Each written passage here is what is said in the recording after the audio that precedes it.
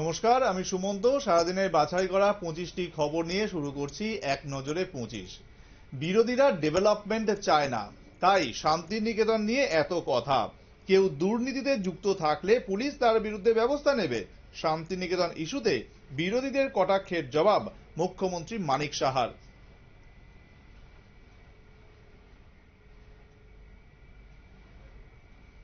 প্রথম কিডনি ট্রান্সপ্ল্যান্টেই সাফল্য জিবি হাসপাতালের। কিডনি ট্রান্সপ্ল্যান্টের জন্য এখন আর বহির্রাজ্যে যেতে হবে না রাজ্যবাসীকে। মুখ্যমন্ত্রী মানিক সাহার উদ্যোগেই এই অপারেশনটি হয় বলে জানানো হয়েছে হাসপাতালের তরফে।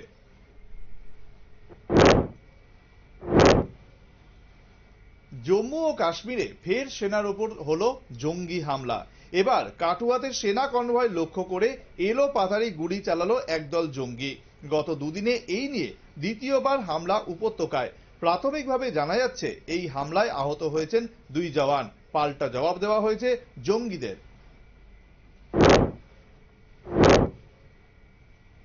শাক কুড়োতে গিয়ে বাঘের থাবায় প্রাণ গেল 8 বছরের এক শিশুর। কান্নার রোল মৃত শিশুর পরিবারে। শিশুর মৃত্যুর পরেই তৎপর বন দপ্তর।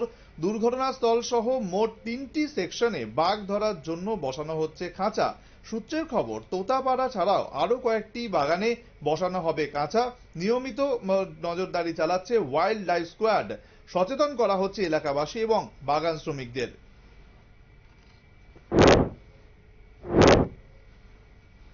চীনকে চাপে ফেলতে এবার নতুন পন্থা নিল ভারত। সীমান্তবর্তী ভারতের সেনা তৎপরতা বাড়াতে তৈরি হচ্ছে নতুন রাস্তা। বৃদ্ধি পাবে পাহাড়ের পর্যটন শিল্প। সব মিলিয়ে আশায় বুক বাঁধছেন এলাকাবাসী।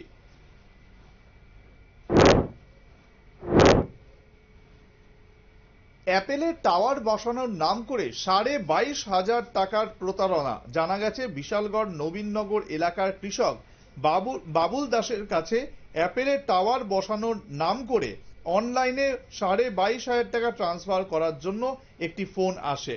তাকে বলা হয় ওই টাকা ট্রান্সফারের বদলে তার অ্যাকাউন্টে 55,000 টাকা ক্রেডিটও হবে। এবার টাকা খুইয়ে বিশালগড় থানার দ্বারস্থ ওই কৃষক।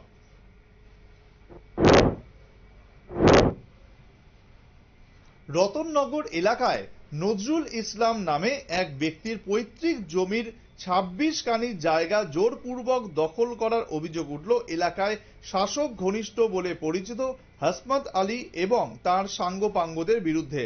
সোমবার অভিযুক্তদের বিরুদ্ধে বিশালগড় থানায় অভিযোগ দায়ের করেন নজরুল ইসলাম।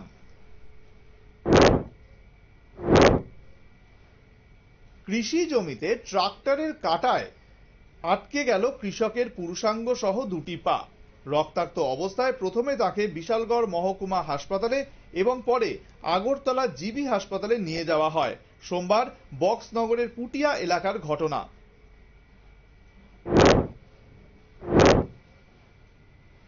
খাদ্য প্রক্রিয়াকরণ এবং ক্রেতা স্বার্থ বিষয়ক দপ্তরের উদ্যোগে এবং কৃষি ও কৃষক কল্যাণ দপ্তরের সহযোগিতায় সরকারি সহায়ক মূল্যে ধান ক্রয় করা শুরু হলো খোয়াইতে। সরকারি উদ্যোগে কৃষকদের থেকে ধান ক্রয় নিয়ে এই অনুষ্ঠানে উপস্থিত ছিলেন খোয়াই জেলা পরিষদের সভাধিপতি জয়দেব দেববর্মা, কৃষি তত্ত্বাবধায়ক শ্রীকান্ত নাথ সহ অন্যান্যরা। চলতি মাসের 14 তারিখ থেকে পুরাতন আগরতলা স্থিত 14 দেবতা মন্দিরে শুরু হতে যাচ্ছে 7 দিন ব্যাপী খার্চি মেলা এবং উৎসব। মেলাকে সামনে রেখে সাজতে শুরু করেছে মন্দির প্রাঙ্গণ। সমস্ত নিয়ম শৃঙ্খলা মেনে যাতে এই উৎসব পালন করা যায় সেদিকে নজর রাখছে মন্দির কর্তৃপক্ষ।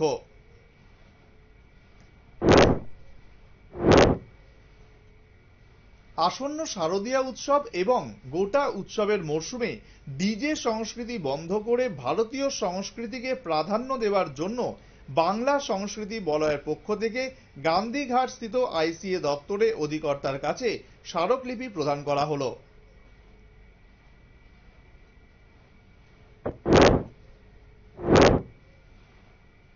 আগরতলায় একটি বেসরকারি স্কুলের নতুন বিল্ডিং এর শুভ সূচনা করলেন রাজ্যপাল শ্রী ইন্দ্রসেনা রেড্ডি নাল্লু।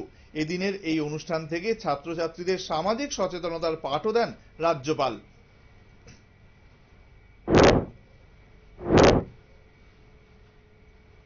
প্রধানমন্ত্রী জার্মান স্কিম প্রকল্পে রিয়াং জনগোষ্ঠীদের আবাসিক প্রকল্প নিয়ে সরকারি টালবাহানার অভিযোগ। সমস্যার সমাধান না হলে সড়ক অবরোধের হুমকি দিলেন এলাকাবাসী। জনজাতি দপ্তরের মন্ত্রী বিকাশ দেববর্মার নির্বাচনী এলাকাতে এই ইস্যুতে রীতিমতো সরগরম গোটা এলাকা।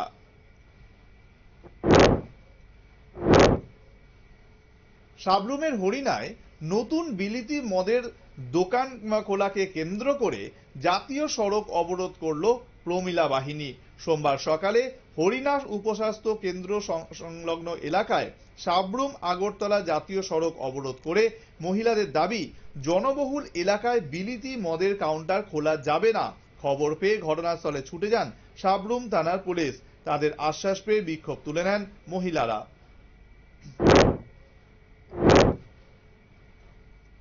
টাকার জলা সাউথ এইচএস স্কুলে লাখ লাখ টাকা গড়মিলের অভিযোগ স্কুলের প্রধান শিক্ষিকার বিরুদ্ধে। ক্ষুব্ধ হয়ে স্কুলের মূল ফটকে তালা ঝুলিয়ে দিলেন অভিভাবকরা। তাদের অভিযোগ, স্কুলের মিড ডে মিলে সঠিক মতো ছাত্রছাত্রীদের দেওয়া হয় না, এমনকি স্কুলের এসএমসি কমিটিতে থাকা সদস্যদের কোনো বিষয় অবগত করা হয় না। স্কুলের ফান্ড গায়েব করে নিচ্ছেন স্কুলের প্রধান শিক্ষিকা এবং তার অনুগামীরা।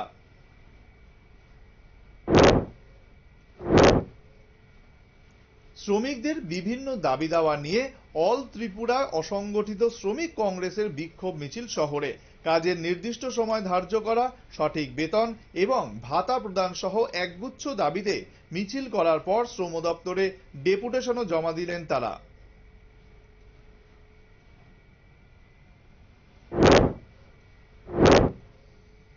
বাইক এবং বোলেরো গাড়ির সংঘর্ষে আহত হলেন দুই বাইক চালক।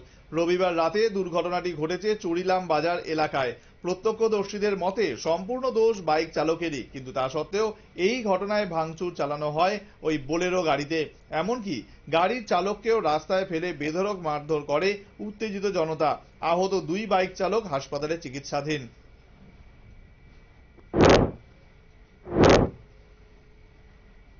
চা বাগানের জমি বেআইনিভাবে নিজেদের দখলে করার অভিযোগ স্থানীয় পঞ্চায়েত প্রধানের বিরুদ্ধে। কমলাসাগর বিধানসভার সেকেরকোটের মালাবতী চা বাগানে নিজেরই পরিবারের লোককে শ্রমিক হিসেবে দেখিয়ে বাগান দখলের অভিযোগ পঞ্চায়েত প্রধান দীপ্তি দের বিরুদ্ধে।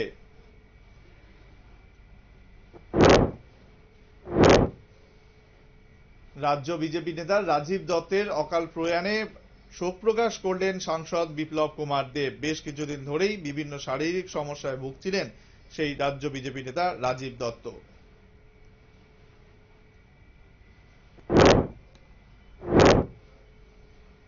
ফের হিংসা বিধ্বস্ত মণিপুরে এবার রাহুল গান্ধী। এই নিয়ে তৃতীয়বার উত্তর পূর্বের এই রাজ্যে গেলেন রাহুল।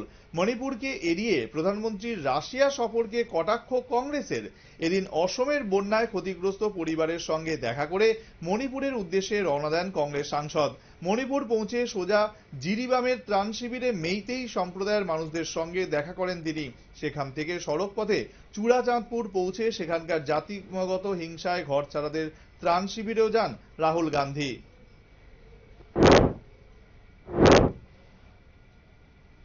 ফের পরীক্ষা নেওয়ার নির্দেশ দেওয়া একেবারেই শেষ অস্ত্র বলল সুপ্রিম কোর্ট।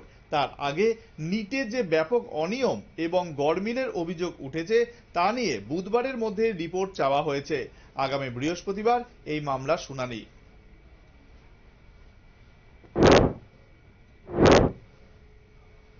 চারশো পার করলেই পাক অধিকৃত কাশ্মীর দখল করত সেনা, এমনকি চীনের দখলে থাকা জমিও ফিরিয়ে আনত ভারত। কেন্দ্রীয় মন্ত্রী প্রতাপ রাও যাদবের মন্তব্যে শোরগোল।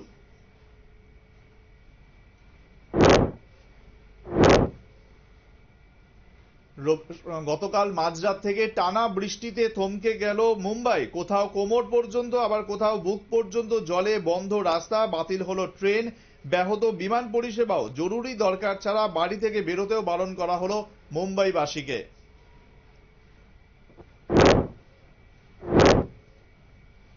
5 বছর পর রাশিয়া সফরে প্রধানমন্ত্রী নরেন্দ্র মোদী। রাশিয়ার প্রেসিডেন্ট ভ্লাদিমির পুতিনের সঙ্গে বেশ কিছু গুরুত্বপূর্ণ বিষয়ে আলোচনা। রাশিয়া থেকেই তিনি যাবেন অস্ট্রিয়াতে, দেখা করবেন অস্ট্রিয়ার প্রেসিডেন্ট আলেকজান্ডার ভ্যান দের বেলেন এবং চ্যান্সেলর কার্ল নেহামের সঙ্গে। 41 বছর পর ভারতের কোনো প্রধানমন্ত্রী পা রাখবেন অস্ট্রিয়াতে।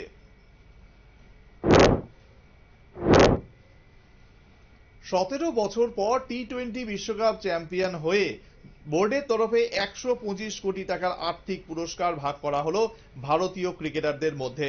দলের 15 জন ক্রিকেটার এবং হেড কোচ রাহুল দ্রাবিড় পাবেন 5 কোটি টাকা করে, 2.5 কোটি করে পাবেন ব্যাটিং, বোলিং এবং ফিল্ডিং কোচ। এমনকি রিজার্ভে থাকা ক্রিকেটার শুভমান গিল, রিঙ্কু সিং, আবেশ খান এবং খলিল আহমেদরাও পাবেন 1 কোটি টাকা করে। এছাড়াও টুর্নামেন্টের সঙ্গে জড়িত প্রত্যেকেই পাবেন টাকার ভাগ। এখন এ পর্যন্তই। অন্যান্য খবরের জন্য দেখতে থাকুন নিউজ ভ্যানগার্ড।